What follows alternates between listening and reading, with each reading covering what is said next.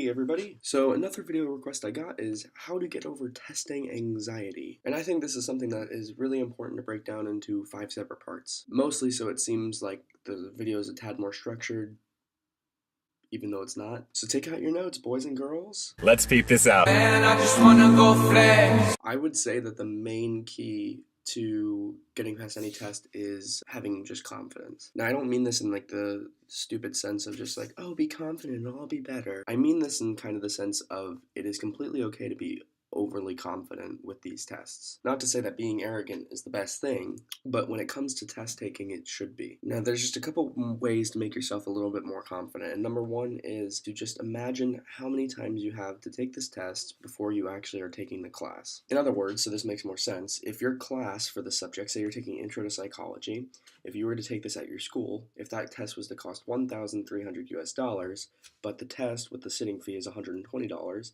that means that you have to take it 11 times before it starts hurting you. So now if you're thinking, I have 11 attempts before it starts hurting me, well, screw it, I'm just going to go take it. And when you keep doing that with that mentality, you're going to go in with a lot more confidence, a lot more stamina. And the number two thing that you want to do is you want to make a whole list of every single test that you're going to take for CLEP or DSST or everything. And every time you look at it, you're going to say, I'm going to pass all of these. And if you keep thinking, whether or not you believe it at first, you keep saying it and you keep saying it and you're just going to keep reinforcing it. And it's actually, there's a quote from Hitler, which I'm going to use real quick. The quote is, if you tell a big enough lie and you tell it frequently enough, it will be believed. Now that's a really interesting thing about politics, but I think this is very important for yourself as well. Even if you look at it and you go, there's actually no way I'm going to pass this, but you keep telling yourself and reinforcing to yourself, I'm going to pass this, you will pass. Even if you don't think you do at the beginning, and even if there's absolutely no way for you to be able to, you keep lying about it, and the more you lie about it to yourself, the more you're actually going to believe it. And when you finally believe it, you're going to give yourself enough power and enough energy and mental intelligence to do it. It's a really roundabout way of thinking, but it actually does work, believe it or not. You're about to take a test, you're about to take psychology. I want you to point at psychology, and I want you to say, you're my bitch. And every single time, for every single test, you're going to actually make this idea go in your brain. If you pass it, great. If you don't and you have to, then just retake it. You have 11 more tries, if not more. I don't know how much a college class for you would cost, but 1,300 is more on the low side for a lot of colleges. Now, a key for this, a lot of people when they take tests, they only take a few CLEP tests, which I think is a big mistake. What you should be doing is you should take a ton. Take as many as possible, because what you're going to end up doing is you're going to create this idea that these tests are super easy. The more you do, the more you repeat it, the easier it becomes. Big key to that as well is when you take as many tests as you can, you need to start recording what you did, how you passed, if you did pass or if you didn't pass. So for me personally, I ended up passing with somewhere around a 70%, like 72%. And so with that passing rate, that means that, again, 28% of the tests I didn't pass. And so because of that, I just retook those. But anytime I had to retake a test, I passed 100% of the time. Because once you've taken the test, it's a lot easier the second time. So if you take back into that consideration, into that factor of, I could take this 11 times before it's going to cost me anything. So if I don't pass, then I can just take it a second time. And because I know what the test is going to be the second time, well, I can study appropriately and pass a second time. Rather pass on the second time, not pass a second time. So just so you guys know as well, when I first started, my passing rate was less. It was much, much less. It was around like 50, 40%. I think, no, it was 50. It went from like 60 down to 50 and like in that range for the first like 5 or 6 tests. And then after that, I started passing a lot more. And that's because when you keep repeating it, you keep doing this, the more tests you do, the easier it becomes. It's that simple. It's not because the information is hard. It's because when you figure out how to take a CLEP test, it just goes by. To give specifics about why the repetition is so unbelievably important, I don't think people really get an appreciation for this. But these tests are separated from how you would normally take a test. A lot of people are worried about, like when you take a test in school, it's like, oh, well, I didn't study well enough and it's going to be so weird, because every test is different from each other. But all CLEP tests are pretty much formatted exactly the same. There's some slight differences here and there, but the multiple choice, if you learn how to workshop multiple choice really well, if you learn how all of it operates, it's real simple. After about 5 or 6 tests, I think you're really going to start seeing a boost in things. So Just keep repeating it. Just keep going at it. I think you'll do absolutely fine. Let's peep this out. Let's peep this out. Let's peep this out. Now, this bit isn't actually super important. It's mostly about being consistent, which isn't always necessary. And why are you mentioning it, Mason? It's because it's somewhat helpful still. To try to figure out, for you personally, is how many days you can go studying without taking a day off, right? Now, that last part of my statement is what's mostly important. How long can you go without taking a day off?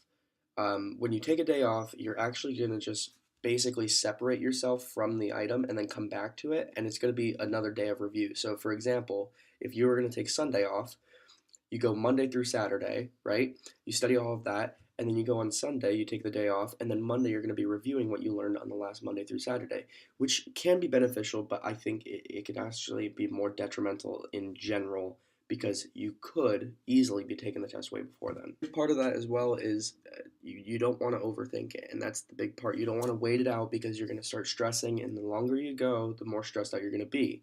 For me personally, I really found it simple to go Monday through Friday, and I would study Monday through Thursday, and I would study hard on those 4 days, and then on Friday, I would take the test. And that was what I found to be the simplest for me. So don't just wait it out and think, oh, it's just one day to worship Jesus and pop a cold one watching football.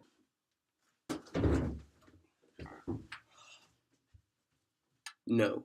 Plan around your Jesus and football time, right? The key is that you just gotta play with it until you find out what you like the best. So if you like studying Wednesday until Wednesday of the week after, then do that. Whatever works for you, works for you. Try to condense the time as much as you possibly can because you don't want to be dragging out too long and get stressed. The last bit here, I'm going to give you an example that they use quite often in psychology, and it's the mountain example. I don't know if it's called that in psychology, but basically, if you look at a mountain and you say, I cannot climb this, and you genuinely believe that, you will not be able to climb a mountain. However, if you look at it and you genuinely believe, I'm going to climb this, whether or not it's actually true, you have now given yourself the ability to climb that mountain. And you automatically increase your odds. So if you go in, and it's the same thing with a test, right? If you go into a test and you say, there's no way I'm going to pass this test, you're not going to pass the test. If you pass, it'll be by some really random coincidence because deep down you genuinely thought that you would. But if you do pass, you go in and you say, I'm going to pass, you're probably going to pass because even if you don't, you have now created this mentality that if I don't, it's not a big deal. But if I do, which I'm going to pass. So I think this is a big key. And the big key to help with this, more than anything, is to treat this experience like a fun experience that you're learning on your own. You're learning a totally new topic that you've probably never studied before, and if you have, you're learning really new elements to it as well. For me, I never learned psychology before this, and I thought learning it was really, really interesting. And so it was really beneficial because of that. It's similar to that. But with this positive mentality, I would look into finding somebody who would be a good role model so you can see firsthand what I'm talking about. My role models for this, whether you like his music or not, is Post Malone. If you watch interviews with Post Malone, you'll see exactly what I'm talking about. He is happy every single second of every single day. Even though it's like he has kind of a weird personality, he is a very, very happy person. And I try to basically model being happy off of him because I've never seen this dude be upset in any way whatsoever. Ultimately, if you go into every single test with the attitude of Post Malone, I don't think you can fail. So I think that'll wrap it up. I hope that helped you guys in any way I can. I'm going to take a little minute here just to talk about my book real quick. My book is The 1 Year Diploma. I'll put a link in the description. It is on Amazon. I mentioned it in a bunch of videos, but I'm going to put a little more time into it right now. The book is completely dedicated to helping fix this issue for anybody out there. Now, this channel is dedicated to that as well, and this is an absolutely free source for you guys. And I'm doing this on my own time and just giving it out there. But this book, I put a lot of time and effort in. I put actually more effort into the book than I have into this channel so far. Now, my book goes over things I don't typically talk about in this. It talks about what the college debt issue really is, and it goes into the specifics of that and why CLEP is such a beneficial thing. It gives you other sources as well, not just CLEP. It talks about DSST in there. It talks about Straighter Line and other sources like that. So if you are interested in that, it really helps me out because I do this absolutely for free. I don't have a big enough following and anything like that right now to be making an income from YouTube. So I have to be waiting that out until I actually can make more money from it. But at the moment, it would be great if you guys would like to go and get my book, or if you can't do that, maybe just write a review or something like that. I left the description down below. And one more public service announcement here as well. I would recommend telling anybody that you know about CLEPS, and I don't mean about my channel. I don't mean about my book. I mean about CLEPS. The U.S. government currently is requiring about $1.3 trillion U.S. dollars of loan debt. That is how bad the situation has actually become. People cannot afford college anymore when it's costing upwards of $120,000 just for the tuition to go to any random school, pretty much. So we have to come up with a more viable solution, and it's not just, oh, get scholarships, because it's not guaranteed to work out. But with CLEPS, you have this ability. So I would recommend telling anybody about CLEPS that you possibly can. If that includes sharing my videos, which it should, it's going to benefit a ton of people. It'll benefit me as well, which is great.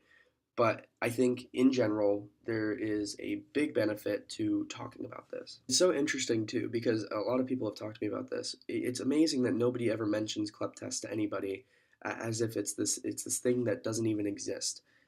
So if you can, go and mention this to people, mention this to your friends. People trust their friends more than anybody else, and let's try to spread this throughout the entire country. Make colleges start lowering their prices. If they get enough students leaving college just because they can test out of it, they're going to start dropping their prices like crazy, because now they have to. It's either that or people can go test out of the school. I think it'll help a lot of things out there, and I think just telling anybody about that, if you want to share any of these videos on your Facebook page or any social media or anything like that, just mention to people that you know about CLEP tests and how they can help. Be absolutely wonderful. As always, if you could, guys, like and subscribe, and I will see you all again very soon. Thank you.